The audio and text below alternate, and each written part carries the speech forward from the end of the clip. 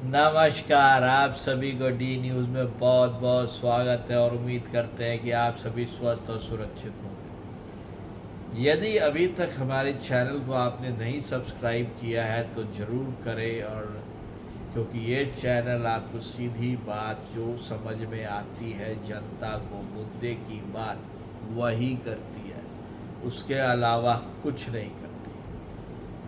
तो आज मैं बात करने वाला हूँ कि क्या बीजेपी और आरएसएस एक साथ फिर से हो गए।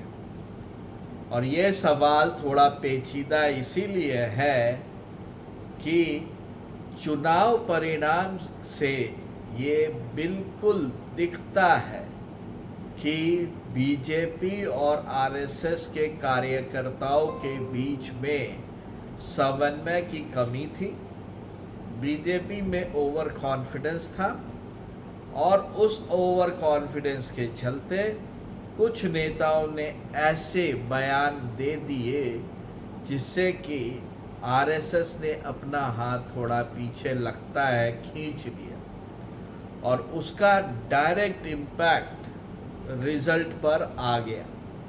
और ये बातें श्री मोहन भागवत जी के बयानों से भी प्रतीत होता है कि कुछ ऐसा हुआ था, या बीजेपी अपनी धरातल से ऊपर तैर रही थी और ये एक तरह से आई ओपनर था। और सारे के सारे विपक्ष पार्टी इस बार बीजेपी के मेन वोट बैंक को तोड़ने में सफल हुए हैं, और इसके लिए वो एकदम शुभकामना के पात्र हैं। लेकिन कभी कभी होता क्या है कि हम लोगों को जब सक्सेस मिल रहा है तो हम में वैचारिक मतभेद होने के बावजूद भी एक दोस्ती हो जाती है और साथ में घमंड आ जाता है। और ये चीज़ें पिछले जो 2 महीने से चल रही है, 4 जून 4 जुलाई जो 1 महीने से जो चल रही है, वो कहीं ना कहीं विपक्ष को अब कटघरे में खड़ा कर दिया है। और उन्होंने जिस तरह से भारतीय जनता पार्टी की मेन जो वोट बैंक थी उस पर चोट पहुंचाई थी, उस पर मरहम लगाने का भी काम किया।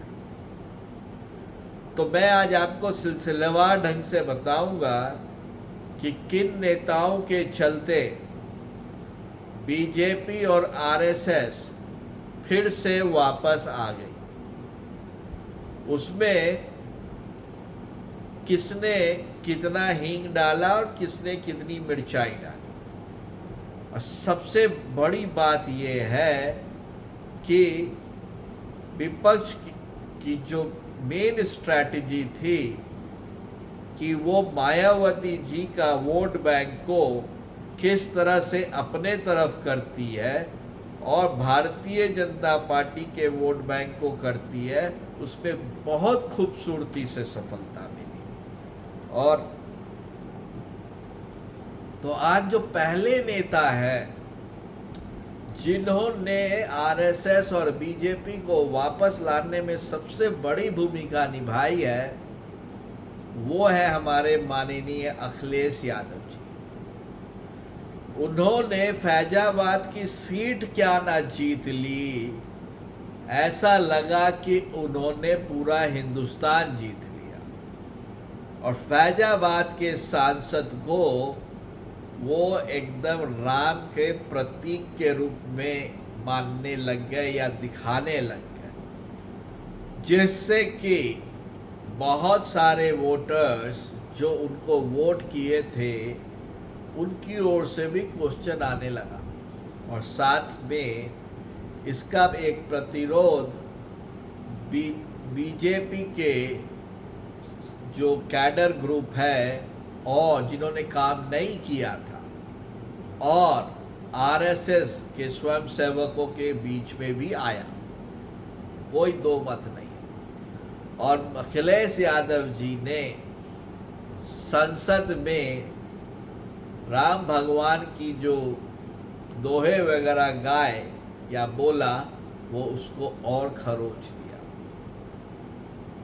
बाकी जो रहा सहा कसर था, वो leader of opposition Rahul Gandhi ji ने शिव भगवान की के पोस्टर को हिला के कर दिया। वो तो किया ही किया, हिंदू के समाज के लोगों को हिंसक बता दिया। वो तो किया ही किया, गुजरात में जाके जो भाषण दिया और उसमें जो पोस्टर था, उस पोस्टर में भी उनका एक फोटो था जिसमें वो पोस्टर शिव भगवान का पोस्टर लहराते दिख रहे थे। और साथ में ये कमेंट कर दिया कि अडवाणी जी की जो अयोध्या यात्रा थी या रथ यात्रा थी, उसको मैंने अयोध्या पे रोक दिया। ये बस उनका कहना था कि इसका विरोध देश भर में होना शुरू हो गया दबे आवाजों में। लेकिन जैसे ही ये सरकार बनी और राहुल गांधी जी, लालू प्रसाद यादव जी, और नहीं तो आपका तेजस्वी यादव जी, ये सब नेतागण जिस तरह के बयानात देने लग गए, तो संघ परिवार फुल स्विंग में आ गया।